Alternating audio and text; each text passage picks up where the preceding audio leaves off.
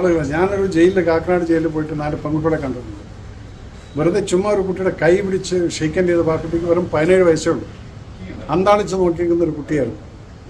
ആ കൈ പിടിച്ച സമയം ഞാൻ പെട്ടെന്ന് കൈ പിറകിലോട്ട് വലിച്ചു. കാരണം എന്താണെന്നറിയോ, നിങ്ങൾക്കറിയുന്നുണ്ട് ഈ ഡ്രഗിൻ്റെ ഭീകരമായിട്ടുള്ളൊരു മുഖം ഞാൻ കണ്ടിട്ടുണ്ട്.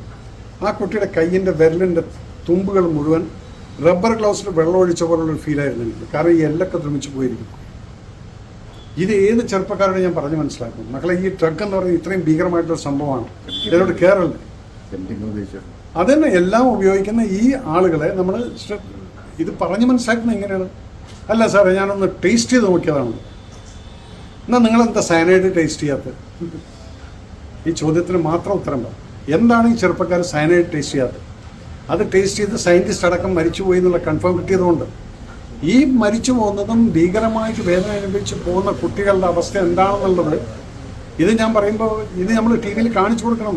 എങ്കിലാണ് ഈ ഒരു ഫിയർ ഫാക്ടർ വരുള്ളൂ.